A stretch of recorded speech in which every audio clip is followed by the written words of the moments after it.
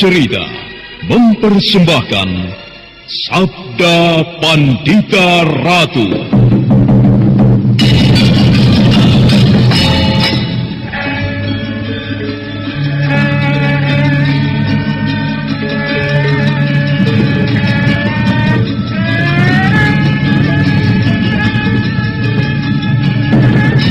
Kureguk anggur Mahadewa, kucicipi madu sabdanya. Bumi kuremas dalam genggamanku, matahari dan rembulan kutelan dalam perutku. Apakah mungkin aku akan menjadi bunga yang bisa kau petik dan kau sunting? Sementara jika layu, akan kau campakkan begitu saja, seperti cermin retak yang tak berharga.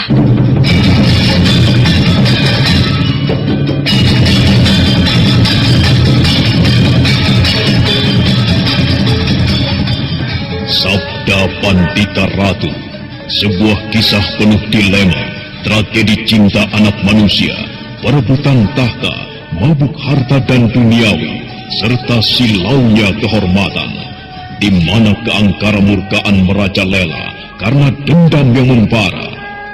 Kisah ini berlatar belakang berdirinya Singasari. Ken Arok, dialah pemuda yang merebut pahit getirnya kehidupan. Namun sebenarnya, dialah yang harus melaksanakan sabda-sabdanya. Perjalanan sengsaranya adalah awal untuk meraih keberhasilan, untuk menuju kejayaannya di saat Singasari berdiri. Sabda Pandita Ratu, naskah ditulis oleh Chandra Swasti Langit, diolah oleh Agus Nur Ismail, didukung oleh artis-artis terkemuka, Ferry Fadli, Eli Ermawati, M. Abud, Ivona Rose, dan lain-lain.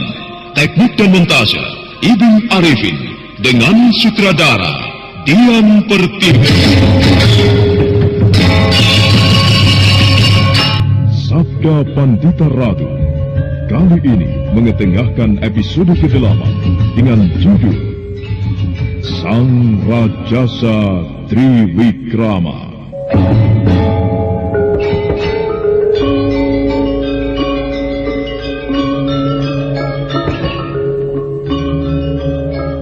Dalam seri ke-231 ini, dengan para pemain, Ferry Fadli sebagai Kameswara, Andi Rishadi sebagai Biku Dewa Hastu, Dedi sebagai Anjam Piani Kayuwangi, Herman sebagai Empu Gandring, Iwan Dahlan sebagai Mahisa Beranjangan, Naryo sebagai Yuyur Rumpung, Tato sebagai Panci Parasu, dan pengantar cerita, Asdi Suhastra. Cukup lama Kameswara termangu di tempatnya, memandang ke arah mana Ken Arok lenyap di balik rimbunnya dedaunan. Kameswara mencoba membayangkan persoalan apa kira-kira yang akan terjadi atas Akuwut Tunggul Amatung dan Ken Dedes. Perlahan Kameswara berbalik dan kemudian melangkah menuju rumah Ki Iswara. Sepi malam dan juga sepinya perkampungan itu yang telah ditinggal pergi para penghuninya membuat hati Kameswara terasa giris.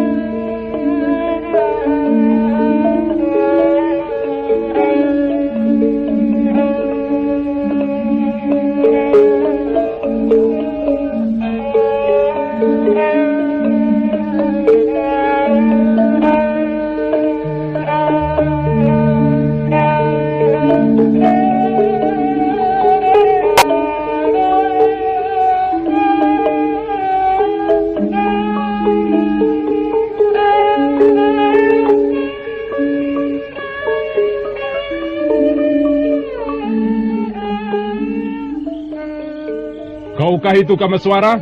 Iya, Kakang. Aku. Bagaimana? Siapakah sebenarnya pemuda itu? Mengapa ia memiliki wibawa sedemikian besar, sehingga Rastri Kandi tidak mampu melawannya? Ia seorang pemuda yang aneh, Kakang. Pemuda itulah yang telah membantuku menolong Ken Siwi ketika disandera oleh Paman Paraji Gading dan segerombolan perampok di padang karautan. Pemuda itu bernama Ken Arok. Ia mempunyai kesaktian yang tinggi tiada terkira. Kesaktian yang nampaknya ia bawa sejak ia lahir sebagai karunia dari dewa-dewa. Oh, pemuda itukah yang banyak disebut sebagai kekasih dewa-dewa itu? Benar, Kakang. Pantas. Ia memang memiliki sesuatu yang aneh pada tubuhnya. Lalu kemana ia sekarang? Ia telah pergi mengikuti kemana arah kakinya. Ken Aroklah satu-satunya orang yang kebal terhadap kabut setan itu. Kabut itu tidak mampu menggerataki tubuhnya. Oh iya, bagaimana dengan Rahastri Kandi? Ia telah tenang. Syukurlah. Kang Bu Ayumu dan Ken Siwi berhasil meyakinkannya. Aku pikir hubungan antara Rahastri Kandi dan Panji Garit tidak perlu ditunda-tunda lagi. Dalam keadaan yang serba darurat, esok pagi, dengan kebaikan hati Ki Iswara, aku akan menjadikan hubungan mereka menjadi hubungan suami istri. Bagaimana pendapatmu?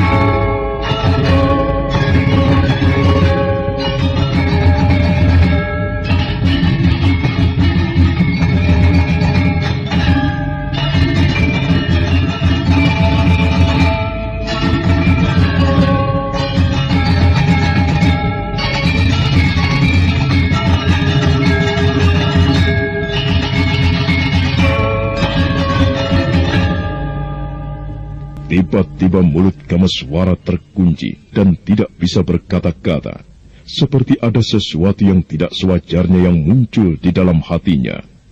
Rahastri Kandi, keponakannya yang ternyata bukan keponakan, gadis itu adalah gadis yang pertama telah merampas cintanya. Ada sesuatu yang terasa giris, dan Kameswara berusaha untuk menepiskannya sejauh-jauhnya. Mahisa Beranjangan, yang sadar dan tahu benar dengan apa yang bergolak di hati adiknya, yang ternyata adalah sekedar adik angkatnya itu, kemudian tersenyum.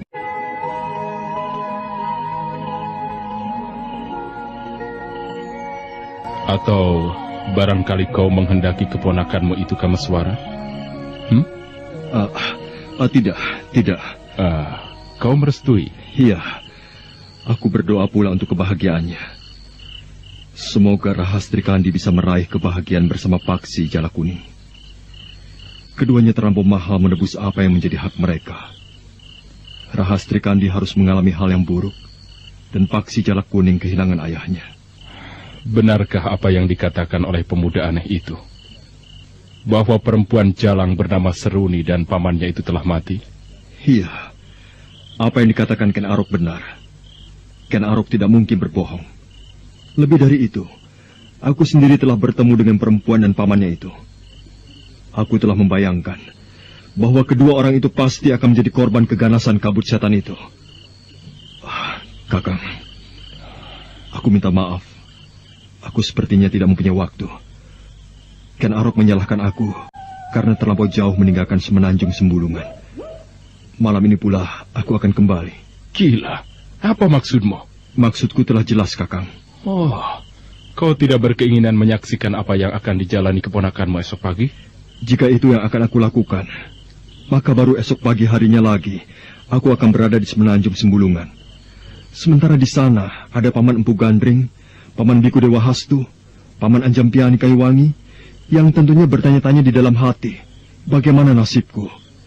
Juga ingin mengetahui bagaimana nasib yang lainnya. Kemudian juga Paman Yuyu Rumpung dan Panji Parasu yang aku tinggalkan di Pawas Sambu. Baiklah. Jika itu alasan yang kau pergunakan, aku tidak keberatan. Tetapi jika kau justru menghindari perkawinan keponakanmu, maka betapa kerdil jiwamu. Aku berkata yang sebenarnya, Kakang Mahisa Beranjangan. Kelak jika keadaan kembali pulih sebagaimana sedia kala, aku akan menjadi saksi ketika Kakang Mahisa Beranjangan menyelenggarakan pesta besar-besaran. Bagaimana? Baiklah. Aku tidak akan menghalangi. Dan besok, demikian upacara itu selesai, Paksi Jala Kuning dan Rahastri Kandi telah sah menjadi suami istri. Maka kami langsung berangkat. Kemana tujuan Kakang dalam mengungsi kali ini? Ya, jika ada apa-apa, kau bisa mengirimkan kurir untuk menghubungi aku. Aku mempunyai seorang sahabat yang tinggal di sebuah desa kecil bernama Dabasa, di kawasan Bumi Bondowoso. Namanya Ki Dono Rahawan. Ki Dono Rahawan. Iya. Panji Parasu berasal dari kawasan bumi Bondowoso. Mungkin ia akan bisa bercerita banyak. Nah, selamat malam Kakang. Aku minta diri. Kamaswara. Apakah kau tidak merasa perlu berpamitan dengan orang di rumah Ki Iswara? Tidak usah. Biarlah mereka mengira aku telah pergi bersama Ken Arok. Oh iya. Lalu bagaimana dengan kuda? Kau tidak perlu membawa kuda? Tidak usah. Kasihan kuda itu, jika kemudian hanya akan menjadi santapan kabut setan yang ganas itu. Maka waktu pun bergeser terus hingga saat pagi kemudian tiba. Di pagi itu pula, di rumah Ki Iswara yang baik hati itu, diselenggarakan sebuah upacara yang menyentuh hati dan sangat mengharukan. Dipimpin oleh Pandai Besiwaruju dan Ki Iswara, dilangsungkanlah perkawinan Paksi Jalak Kuning atau Panji Garit yang telah kehilangan ayahnya dengan Rahastri Kandi dalam sebuah upacara yang sangat sederhana. Rahastri Kandi tidak mampu menahan tangisnya. Bahkan pada ujungnya, Rahastri Kandi jatuh pingsan ketika melakukan upacara sungkeman atas ibunya.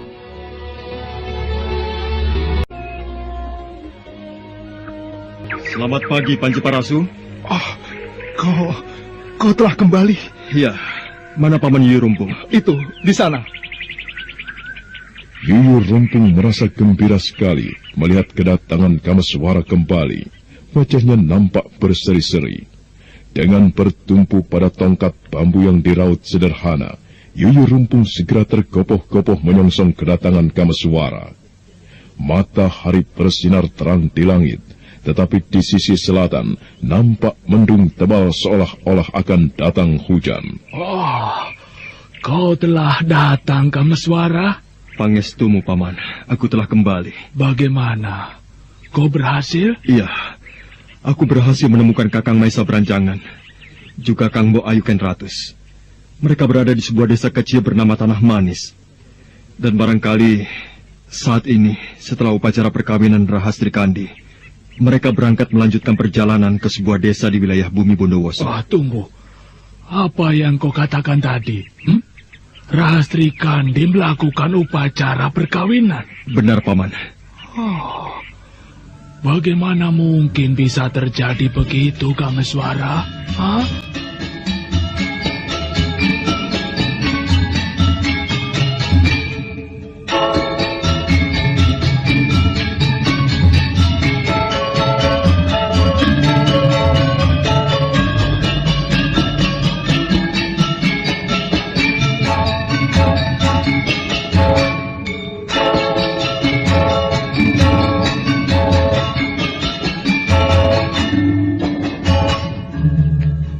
Dengan jelas, Kamaswara menceritakan semua rangkaian peristiwa yang terjadi.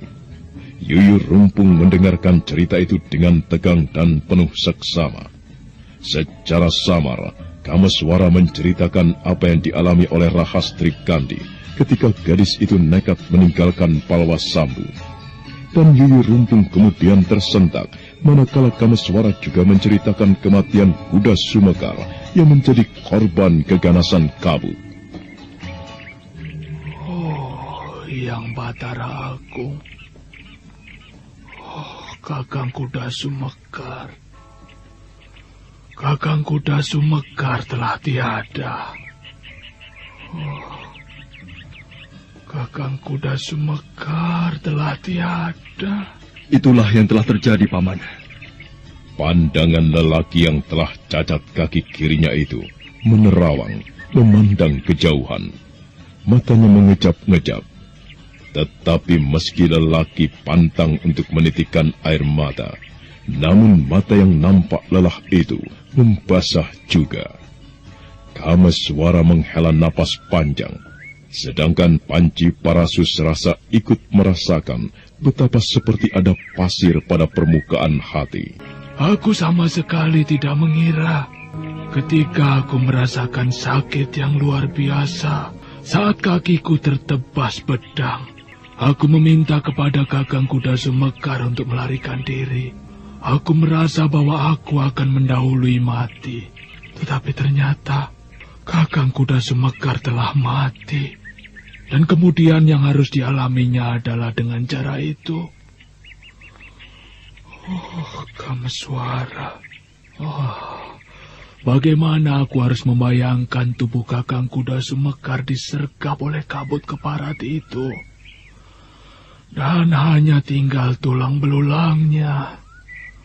Oh, bagaimana aku harus membayangkan, Kameswara? Itulah yang dialami oleh Paman Kuda Semekar. Akan tetapi Paman Yurumpung, kematian yang bagaimanapun bentuknya, aku percaya Hyang Batara Agung tentu menerimanya.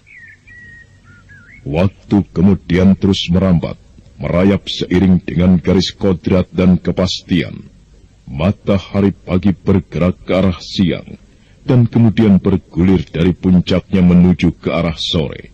Adalah ombak di semenanjung Sempulungan, terus bergerak susul menyusul tiada henti-hentinya.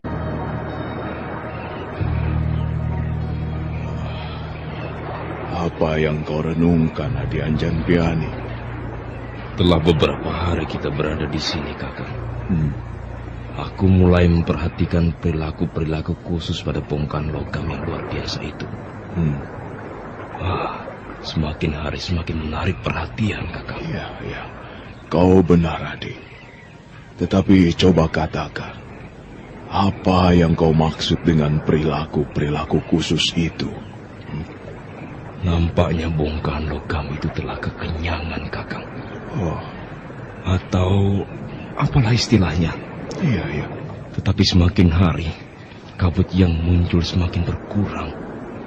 Dan getaran-getaran aneh yang muncul dari bongkahan logam itu, yang bisa kita rasakan pada pagi hari, saat sekarang aku rasakan tidak sedemikian tajam lagi, Kakang.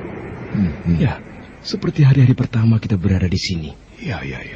Itulah yang aku simpulkan. Tetapi bagaimana menurut Kakang Piku Dewahatsu? Ternyata mata hatimu cukup tajam, Adi Anjanpiani. Aku juga merasakan apa yang kau rasakan.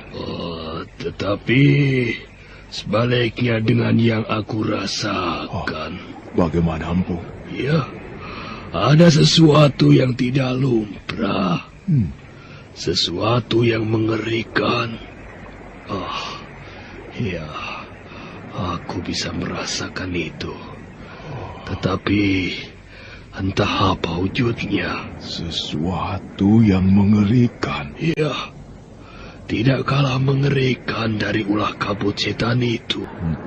Sebenarnya getaran atau isyarat apakah yang muncul dari bongkahan logam itu yang Empu rasakan?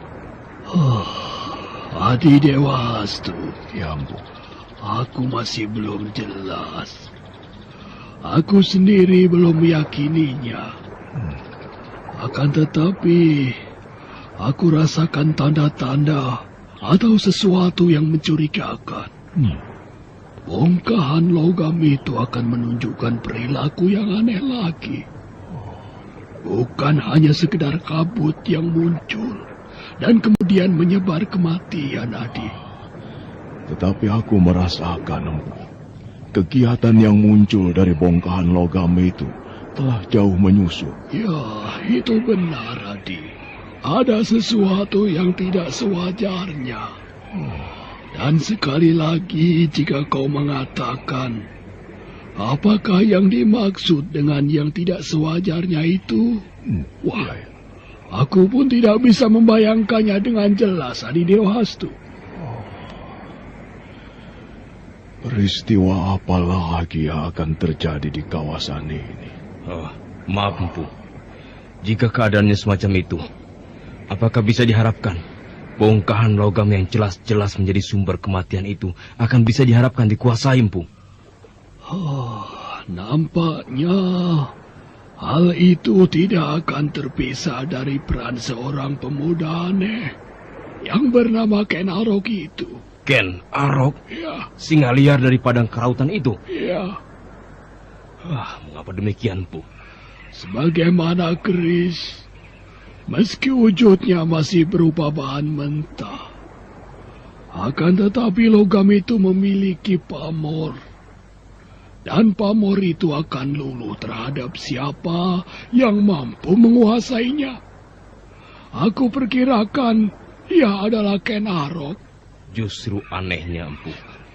Pemuda yang bisa mengaung seperti singa itu tidak menampakkan batang hidungnya. Hei, bukankah ia telah muncul melayani kisah balangit? Ken Arok berkeliaran di sekitar tempat ini. Hanya pemuda itu saja yang tidak berkenan menemui kita. Iya. Jika demikian, Empu, ada sesuatu yang menjadi ganjalan dalam hatiku. Jika aku mengibaratkan turunnya bongkahan logam itu adalah turunnya wahyu atau pusaka dari dewa-dewa. Padahal dia telah menelan banyak korban manusia yang tidak terhitung jumlahnya. Lalu akan seperti apa bentuknya? Bentuk pemerintahan tanah Jawa di kelak kemudian hari. Itu pun jika kita meramalkan benar bahwa Ken Arok akan menjadi seorang raja besar di tanah Jawa ini. Ya. Sebuah keprihatinan yang sama aku rasakan, Adi Dewa Hastu. Biku Dewa Hastu kemudian termangu. Demikian pula dengan Anjampiani Kayuwangi. Keduanya seperti berusaha menjelajah menembus ruang dan waktu, mencoba mengetahui apa yang akan terjadi di masa yang akan datang. Dan Empu Gandring yang gelisah pun berdiri, menghela napas panjang, dan kemudian memandang ke kejauhan. Adalah waktu yang semakin bergeser ke senja. Telah kembali berada di ujung semenanjung Sembulungan. Bagaimana dengan Paman Empu Gandring, Paman Biku Dewa Hastu, dan Paman Anjampiani Kayuwangi? Aku berharap mereka tidak menemukan bahaya selama aku tinggal pergi. Semoga kabut itu tidak menyergapnya. Mudah-mudahan ketiga paman itu selalu awas menghadapi kemunculan kabut-kabut setan itu. Kameswara yang telah menyeberangi Teluk Pangpang dengan menggunakan perahu yang didapatnya dari perkampungan Hamuncar yang telah kehilangan penduduknya, melanjutkan perjalanan dengan berjalan kaki, memutari ujung semenanjung sebelah utara. Dan ketika dari kejauhan Kameswara melihat 3 orang nampak berdiri di tepian pantai, hatinya menjadi gembira. Demikian pula dengan sebaliknya, Anjampiani Kayuwangi yang mula-mula melihat juga menjadi gembira. Hei, bukankah itu Kameswara? Mana? Itu. Mengapa dia sendiri? Mana Panji Parasu?